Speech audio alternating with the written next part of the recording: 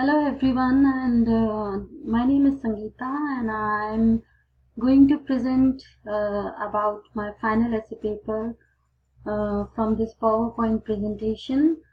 And the topic which I chose for my final paper presentation is mobile apps. So this is the first slide of my presentation. So in the second slide, this is the topic of my main topic of my presentation: mobile apps and their usage in teaching and learning of ESL in higher education settings. So the first slide is basically about the term which I have mentioned in my introduction of the essay, which is what are mobile apps. So the term mobile refers mostly to iPhones or smartphones, while on the other hand the term app, which has frequently been used as the abbreviated form of application, has already come to designate software running on mobile devices. So this means that smartphones actually, which are very useful for today's technology and for everybody, a handy thing for everybody, and some of the applications which we can upload on smartphones can be utilized as the mobile apps. So this is in nutshell is the description about the mobile apps, what are mobile apps, and how we can utilize them. Now the next thing is ESL and mobile apps or the mall.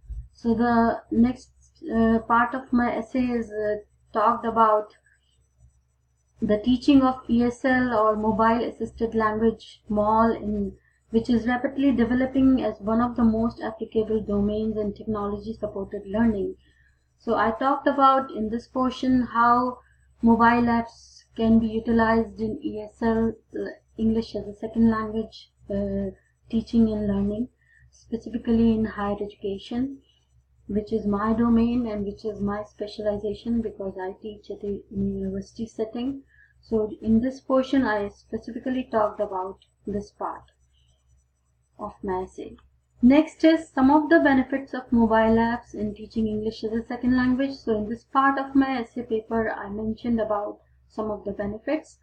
So one of them is mobile devices increase the motivation, make the learning more interesting and enjoyable, and help to improve the skills of the learners in a positive way.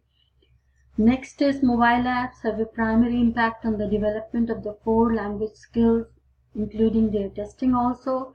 And here I would like to mention the 4 language skills are reading, listening, speaking, writing. And the next is the language apps also enable students to adopt the practice to their level of knowledge by choosing between apps for beginners, intermediate or advanced, and the possibility to assess themselves and monitor their progress. So these are some of the basic benefits of mobile apps in ESL, teaching English as a second language. Next slide, I mentioned about some drawbacks or limitations of mobile apps also in teaching English as a second language. So sometimes these language learning apps provide exercises that test the user without first providing instruction. So here I would recommend that whenever we, as instructors or teachers, when we are using or utilizing mobile apps in the language learning classes, we should consider looking at the instructions first and then apply them in our classes. Next is there is a lack of pedagogical justification while using these apps for teaching of ESL. This is also one of the drawbacks. And then moving on, next drawback is sometimes there is a high cost of the device or the mobile apps also, which cost a lot for the students and for the instructors both. And of course, none the least is the last one, which is called a lack of human contact, is of course one of the drawbacks. So these are some limitations or the drawbacks of using or utilizing mobile apps in English or as a second language class. Next part of my essay is all about learning theory that supports mobile apps. So I have learned a lot of learning theories from this class, and one of them which I found quite interesting, which supports the usage of mobile apps in specifically in ESL classroom settings is constructivism. So constructivism supports the usage of mobile apps. For instance, in constructivism, a learner actively imposes organization and meaning on the surrounding environment and constructs knowledge in the process. Therefore, while using mobile apps in an ESL classroom setting, the learner, through the use of different apps on the mobile phones or the iPhone, create or construct the language learning process through that learning environment.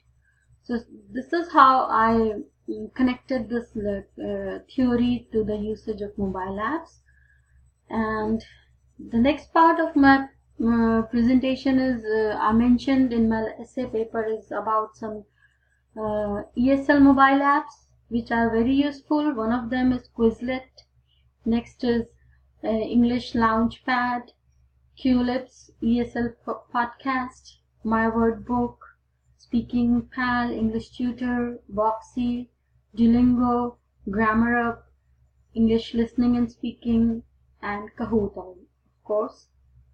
So most of these apps I have utilized them in my classes. Specifically the Quizlet I utilized a lot in my ESL classes.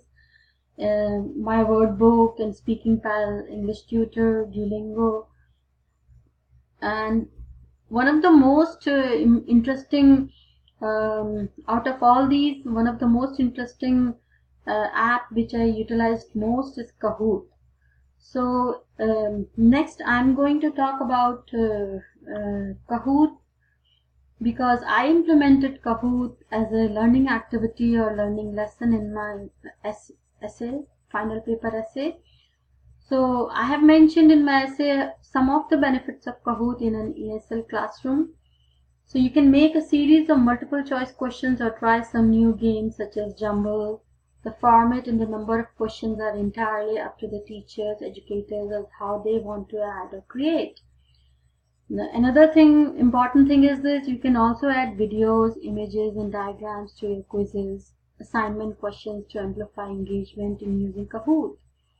You can create quizzes, trivia, spelling games, and can also add discussion questions to your assignments if you would like to. So these are some of the benefits of utilizing Kahoot and using Kahoot in an ESL classroom.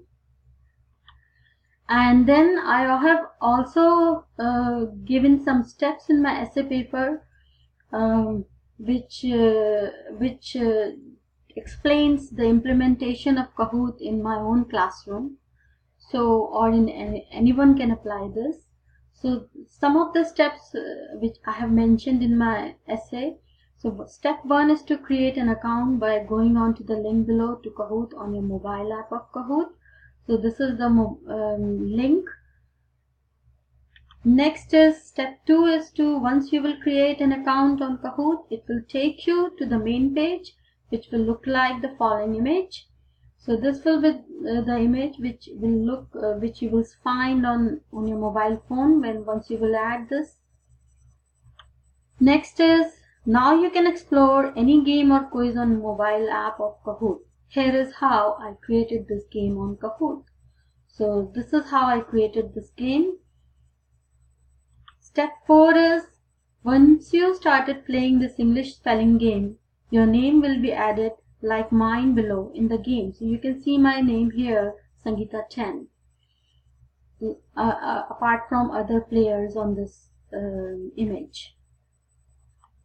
Step 5 is, once you hit the go button, the question will start coming on the screen, something like that, and you need to choose the right answers. So these are the questions and you can choose the right answers for them.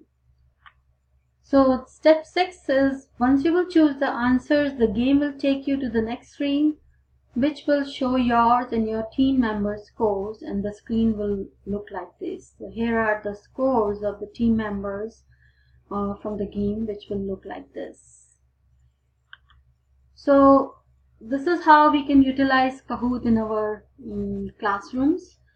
And some of the drawbacks of Kahoot are, some of the games and quizzes and question banks are not free on Kahoot.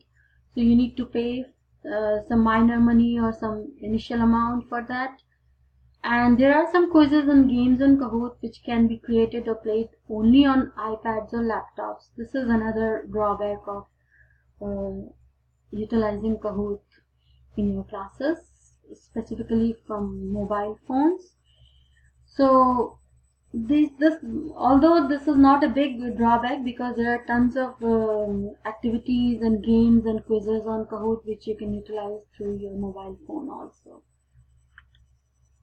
Some of the recommendations which I have mentioned here in the end of my paper or in the conclusion part: since mobile apps are the future of the ESL learning teaching, try utilizing them in the classroom, because through mobile apps, instructors can enhance their students' vocabulary skills, listening and speaking skills.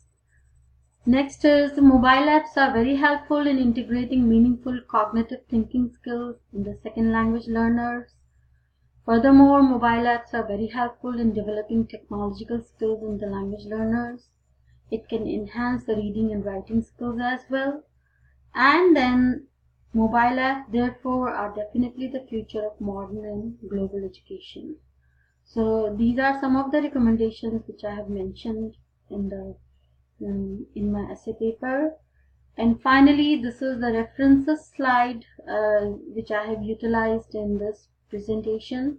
Although in my final paper the reference list is very big, but in this presentation I have just utilized some of the references. I have added some of the references only. And this is all about my final paper presentation. Thank you so much. I hope you enjoyed it. Thank you so much.